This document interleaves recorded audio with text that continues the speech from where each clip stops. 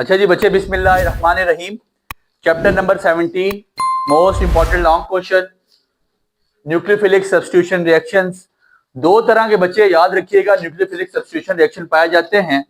एक रिएक्शन का आपका नाम है SN1 और दूसरा रिएक्शन आपके पास SN2। पहले तीन चार बातें इनके मुतालिक लिख लें, फिर इसके बाद हम इसको रिएक्शन को मैकेनिज्म वगैरह करेंगे। SN1 एंड SN2 मैकेनिज्म है ये।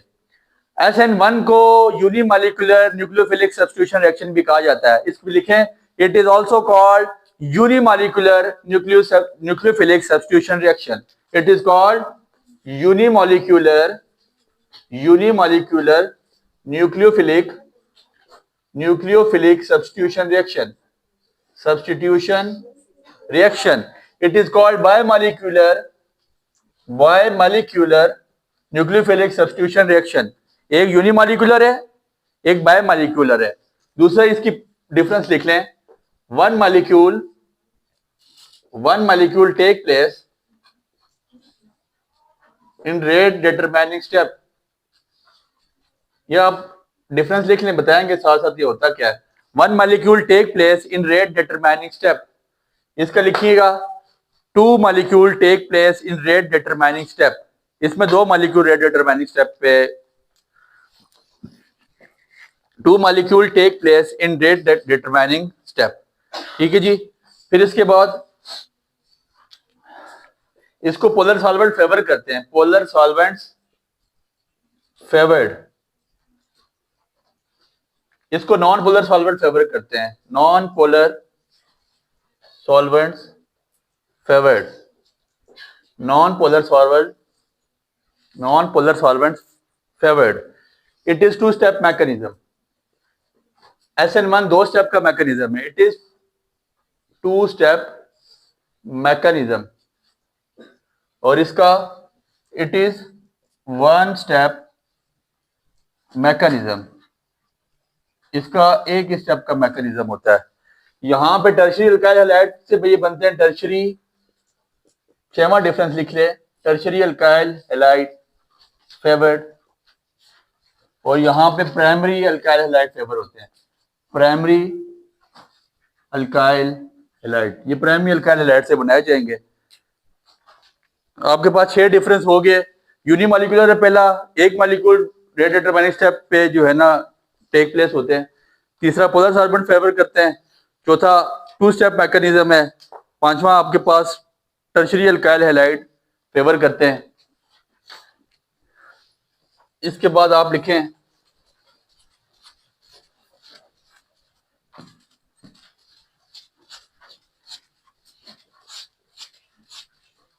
इसके बाद आपका रेट ऑफ रिएक्शन। जो इसका रेट ऑफ रिएक्शन है, ये इसका ऑर्डर ऑफ रिएक्शन है, वो वन ऑर्डर रिएक्शन है। ठीक है, इसका रेट लिख लें, rate is directly proportional to equals to K into, और इसका रेट ऑफ रिएक्शन क्या है, अल्काइल हैलाइड्स और न्यूक्लियोफाइल, ये चीज दोनों पर डिपेंड है। It is one order reaction, इसका ऑर्डर 1 है और इसका ऑर्डर आपके पास 2 है। ये डिफरेंस देख लें बच्चे, बुक से बहुत इजी करके लिखवाए गए हैं। ठीक है, इसका ऑर्डर 1 है और इसका ऑर्डर 2 है। बिला ताखिर व तमहीद हम अपने लेक्चर को स्टार्ट करेंगे, मतलब रिएक्शन स्टार्ट करेंगे। और कीजिए, ये 6-7 डिफरेंस आप में से हर बंदे को पता होना चाहिए। ठीक हो गया।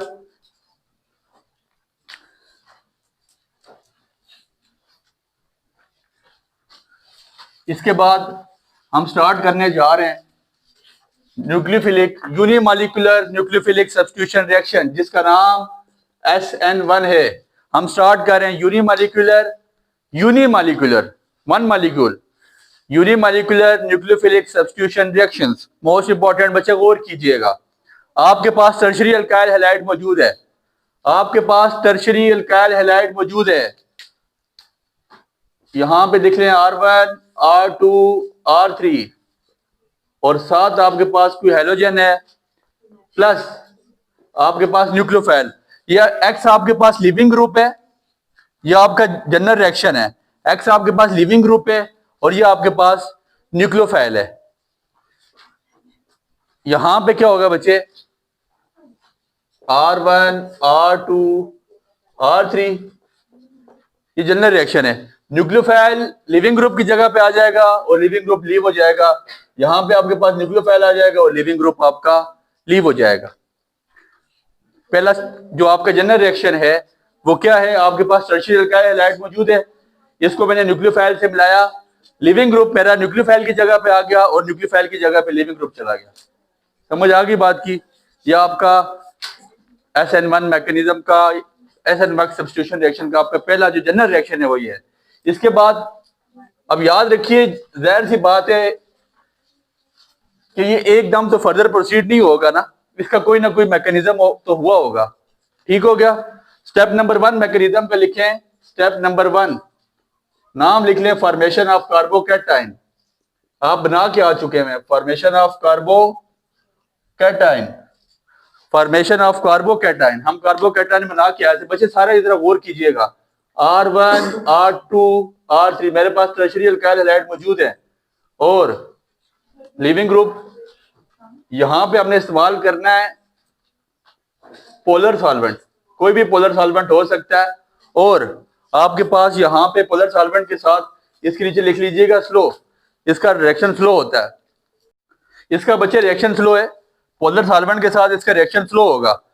ये रेट डिटरमाइनिंग स्टेप है, यहाँ पे रिएक्शन एकदम नहीं होगा, ये रिएक्शन स्लो होगा। मेरी बात पे गौर कीजिएगा बच्चे, इधर देखें, ये आपको tertiary alkyl halide sp3 hybridization की फॉर्म में, इनके दरमियान एंगल क्या बन रहा है 109.5 डिग्री। ये sp3 हाइब्रिडाइजेशन है। जब इसका पहला स्टेप होगा ये sp2 हाइब्रिडाइज हो जाएंगे। sp2 हाइब्रिडाइज कैसे? R1 R2 and then R3, ये आपके पास sp3 हाइब्रिडाइज होंगे और यहां से लिविंग ग्रुप लीव हो जाएगा। फॉर्मेशन ऑफ कार्बोकैटायन बन जाएगी, इसके ऊपर आप छोटा सा प्लस डाल दें, दैट मीन कि ये कार्बोकैटायन बन गया। ये क्या बन गया? कार्बोकैटायन। सबसे पहले क्या होगा बच्चे, sp3 हाइब्रिडाइजेशन में जो हमारे पास टर्शियरी अल्काइल में हमने लिखे थे, इसको आप टर्शियरी कार्बोकैटायन भी पढ़ सकते हैं। इसके नीचे लिख लें, it is called tertiary carbocation. ये टर्शियरी कार्बोकैटायन है। समझ आ गई बात की? इसको हम टर्शियरी कार्बोकैटायन भी पढ़ सकते हैं और लिविंग ग्रुप हमारा साइड पे हो जाएगा, लिविंग ग्रुप यहां से लीव हो जाएगा। अब बच्चे गौर कीजिएगा, मैंने आपको बताया इट इज 2 स्टेप मैकेनिज्म। पहला स्टेप ये हो गया। दूसरा स्टेप क्या होगा? दूसरे स्टेप का नाम लिखिए attack of nucleophile. Attack of nucleophile, nucleophile attack करने जा रहा है, अटैक ऑफ न्यूक्लियोफाइल। दूसरे स्टेप का नाम अटैक ऑफ, बच्चे मोस्ट इंपॉर्टेंट क्वेश्चन है, attack of nucleophile, attack of nucleophile. गौर कीजिए बच्चे, न्यूक्लियोफाइल अटैक करने जा रहा है, R1 R2 R3। यहां पे बच्चे बड़ी गलती करते हैं, बच्चे जरा गौर कीजिएगा। ये आपके पास टर्शियरी कार्बोकैटायन मौजूद है। क्या चीज मौजूद है? Tertiary carbocation. इसको न्यूक्लियोफाइल दोनों साइड से अटैक करेगा, यहां से भी अटैक करेगा और यहां से भी अटैक करेगा। आप लोगों ने आइसोमरिज्म पढ़ा जब, तो आपको बताया गया था कि स्टीरो आइसोमरिज्म क्या होता है। मिरर इमेज बनती है, मिरर इमेज। ठीक है, अब मिरर इमेज क्या होती है कि मैं शीशे में यहाँ पे इधर से उधर देख रहा हूँ तो मेरा सीधा आती है साइड पे, लेकिन जब शीशे में वहां से कोई देखेगा तो उसको मेरा हाथ दूसरी साइड पे लगेगा। ठीक है, यहां पे भी आपके पास इन्वर्जन ऑफ कॉन्फ़िगरेशन और रिटेंशन ऑफ कॉन्फ़िगरेशन होगी। कैसे होगी जरा गौर कीजिएगा। न्यूक्लियोफाइल एक्सेस में मौजूद है, अटैक ऑफ न्यूक्लियोफाइल होने जा रहा है। न्यूक्लियोफाइल एक्सेस में मौजूद है, न्यूक्लियोफाइल यहां से भी अटैक करेगा और यहां से भी इस पे अटैक करेगा, दोनों साइड से न्यूक्लियोफाइल अटैक करेगा। जब न्यूक्लियोफाइल दोनों साइड से अटैक करेगा तो इसके ये स्टेप आपके पास होगा फास्ट, ये रिएक्शन आपका फास्ट होगा। जब न्यूक्लियोफाइल दोनों साइड से अटैक करेगा तो सबसे पहले न्यूक्लियोफाइल मेरे पास, अगर मैं ये कह सकता हूं, न्यूक्लियोफाइल मेरे पास राइट साइड पे आ जाएगा, लेफ्ट साइड पे आ जाएगा। ये हो जाएगा, आप इसको ऐसे लिख लें, इसको आप ऐसे लिख लें, R1 R2 R3 और यहां पे आपके पास क्या आ जाएगा? न्यूक्लियोफाइल। इसके कितने परसेंट चांसेस है बच्चे? 50%। 50% चांस है किसके? इन्वर्जन कॉन्फ़िगरेशन 50% चांस है कि आपका जो न्यूक्लियोफाइल है वो लेफ्ट हैंड पे होगा। 50% इन्वर्जन ऑफ कॉन्फ़िगरेशन का चांस है। 50% चांस ये है कि ये न्यूक्लियोफाइल इस पे अटैक करेगा और ये एक नया प्रोडक्ट बना देगा। 50% चांस है किसका? इन्वर्जन ऑफ कॉन्फ़िगरेशन का। और 50% चांस है रिटेंशन ऑफ कॉन्फ़िगरेशन का, कि न्यूक्लियोफाइल दूसरी साइड पे होगा। इसी के साथ ये रिएक्शन हम दोबारा लिखेंगे, आपको ये रिएक्शन दोबारा लिखना पड़ेगा। ये 50% चांस इन्वर्जन ऑफ कॉन्फ़िगरेशन के, और 50% ये चांस है बच्चे, 50% किस चीज के चांस है? रिटेंशन ऑफ कॉन्फ़िगरेशन के। R1, R2, R3 न्यूक्लियोफाइल आपका इस साइड पे होगा। It is called 50% retention of configuration. Retention of configuration, इसको नाम दीजिएगा रिटेंशन ऑफ कॉन्फ़िगरेशन। 50% चांस क्या थे? इन्वर्जन ऑफ कॉन्फ़िगरेशन के, न्यूक्लियोफाइल मेरा लेफ्ट साइड पे था। 50% चांस है रिटेंशन ऑफ कॉन्फ़िगरेशन के, न्यूक्लियोफाइल मेरा राइट साइड पे। ये याद रखिएगा, दोनों चांसेस है, क्योंकि यहाँ पे न्यूक्लियोफाइल एक्सेस में मौजूद है और वो दोनों तरफ से अटैक करेगा। जब वो दोनों तरफ से अटैक करेगा तो 50% इन्वर्जन ऑफ कॉन्फ़िगरेशन होगी और 50% रिटेंशन ऑफ कॉन्फ़िगरेशन होगी। अच्छा जी बच्चे, बिस्मिल्लाहिर्रहमानिर्रहीम। SN2 रिएक्शन आपको बताया, it is bimolecular nucleophilic substitution reaction. यहां पे दो मॉलिक्यूल्स की इन्वॉल्वमेंट होगी। It is bimolecular nucleophilic substitution reaction. गौर कीजिए बच्चे, गौर कीजिए, यहां पे हमारे पास प्राइमरी अल्काइल हैलाइड इस्तेमाल होगा। सर प्राइमरी अल्काइल हैलाइड इस्तेमाल होने जा रहा है, इसके जनरल मैकेनिज्म का रिएक्शन लिख लें, CH3 प्लस, ये आपके पास जनरल मैकेनिज्म का रिएक्शन है। न्यूक्लियोफाइल गिव्स अस, न्यूक्लियोफाइल इसके साथ आ जाएगा और लिविंग ग्रुप आपका लीव हो जाएगा। लिविंग ग्रुप आपका लीव हो जाएगा। ये जनरल स्टेप का रिएक्शन है। मेरे पास प्राइमरी अल्काइल हैलाइड मौजूद है। प्राइमरी अल्काइल हैलाइड के साथ मैंने क्या लगाया? न्यूक्लियोफाइल। न्यूक्लियोफाइल एक्स की जगह पे आ जाएगा लिविंग ग्रुप की जगह पे, और लिविंग ग्रुप साइड पे चला जाएगा।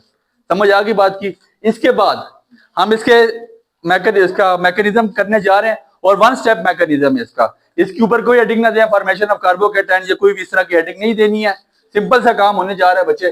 गौर कीजिएगा क्या हो रहा है। आपके पास प्राइमरी अल्काइल हैलाइड मौजूद है। प्राइमरी अल्काइल हैलाइड 1, 2, 3 और यहां पे आपके पास X मौजूद है। इधर सुनिएगा, ये देखें कौन सी वो हो रही है, आपको नजर आ रहा है? sp3 हाइब्रिडाइजेशन है। कौन सी हाइब्रिडाइजेशन है? sp3। ये आपको किसके साथ मिलेगा? न्यूक्लियोफाइल के साथ। क्या किसके साथ मिलेगा? न्यूक्लियोफाइल के साथ। बच्चे गौर कीजिएगा क्या होगा। सबसे पहले इसकी ट्रांजिशन स्टेट थोड़ी देर के लिए बनेगी। एकदम ये जो sp3 हाइब्रिडाइजेशन है ना, ये sp2 हाइब्रिडाइजेशन में कन्वर्ट होगा। किस में कन्वर्ट होगा? sp2 हाइब्रिडाइजेशन में। sp2 हाइब्रिडाइजेशन मेरी ऐसे आती है, ये मेरे पास किस में कन्वर्ट हो गया? sp2 हाइब्रिडाइजेशन में। और थोड़ी देर इधर सुनिएगा, ये ब्रेक होना शुरू हो गया। थोड़ी देर के लिए यहाँ पे X आ गया, थोड़ी देर के लिए यहाँ पे न्यूक्लियोफाइल आ गया, और थोड़ी देर के लिए यहाँ पे X आ गया। लिविंग ग्रुप और न्यूक्लियोफाइल दोनों इसके साथ आ जाएगा। इसको नाम देंगे हम ट्रांजिशन स्टेट। ट्रांजिशन स्टेट, ये ट्रांजिशन स्टेट है। sp3 sp2 में चला गया, और साथ अभी बॉन्ड टूटना अभी शुरू हो रहे हैं। एक साइड पे न्यूक्लियोफाइल आ गया और एक साइड पे X आ गया। लिविंग ग्रुप आ गया, एक साइड पे न्यूक्लियोफाइल आ गया। अभी ये ट्रांजिशन स्टेट है। अभी आगे फर्दर अभी जा रहा है आगे, ये अभी ट्रांजिशन स्टेट है, ये आगे फर्दर जाएगा और एक स्टेप में इससे मुकम्मल हो जाना है। समझ आ गई बात की? अब इसके बाद क्या होगा? आपने इसी के आगे आपने एरो लगाना है। मैं यहां पे कर देता हूं, आपने इसी के आगे एरो लगा के, इसी के आगे आपने एरो लगा देना। न्यूक्लियोफाइल इस साइड पे आ जाएगा और आपके पास क्या बन जाएगा? ऐसे भी लिख सकते हैं आप, प्लस आपका लिविंग ग्रुप लीव हो जाएगा। लिविंग ग्रुप आपका साइड से लीव हो जाएगा। इसको आप नाम दे सकते हैं 100% inversion of configuration. 100% inversion of configuration. यहां पे क्या हो जाएगी? 100% होगी किसका? Inversion of configuration. वहां पे 50% इन्वर्जन थी, 50% रिटेंशन थी, लेकिन यहाँ पे न्यूक्लियोफाइल लेफ्ट साइड पे ही होगा। 100% इन्वर्जन ऑफ कॉन्फ़िगरेशन हो जाएगी और लिविंग ग्रुप आपका लीव हो जाएगा। This is the difference between SN1 और SN2। वो दो मॉलिक्यूल के साथ हो रहा था, ये वो एक मॉलिक्यूल के साथ, ये दो मॉलिक्यूल के साथ है। वो यूनिमॉलिक्यूलर, ये बायोमॉलिक्यूलर है। समझ आ गई बात की? एक चीज हमसे रह गई है, जो हमारा SN1 था वो वन ऑर्डर रिएक्शन था, उसके आखिर में लिखिएगा वन ऑर्डर रिएक्शन। ऑर्डर उसका क्या था, ऑर्डर ऑफ रिएक्शन 1 लिख लीजिएगा और रेट उसका लिख लीजिएगा आप आखिर में, रेट उसका रह गया अभी बात बैंड में, रेट आपने उसके आखिर में लिख लेना है, रेट इज इक्वल टू के, उसके रेट के लिए आप क्या लिखेंगे आखिर में, ठीक है लिख लिया। और आपने इसके ऑर्डर के लिए क्या लिखना है, रेट के लिए क्या लिखना है, इसका ऑर्डर ऑफ रिएक्शन 2 होगा क्योंकि यहाँ पे न्यूक्लियोफाइल की डायरेक्ट इन्वॉल्वमेंट है, दैट मींस के न्यूक्लियोफाइल भी आपने साथ लिखना है, इसके रेट के लिए न्यूक्लियोफाइल भी लिखना है और अल्काइल हैलाइड भी लिखना है और इसका ऑर्डर ऑफ रिएक्शन कितना है 2, इसका ऑर्डर ऑफ रिएक्शन 2 है। ये मोस्ट इंपॉर्टेंट लॉन्ग क्वेश्चन है दोनों फेडरल बोर्ड के लिए भी। इस चैप्टर में अल्काइल हैलाइड में देखिएगा, अगर अल्काइल हैलाइड पे नहीं जाता तो फिर वो ऐसा मान E1 पे ही रहेगा, अगर आपको ये समझ आ गया तो E1 E2 पे आ जाएगा। उम्मीद करते हैं आपको समझ आया होगा, दुआओं में याद रखिएगा, बहुत शुक्रिया। Enjoyed the lecture? Give it a like. Stay updated. Like, subscribe, and comment.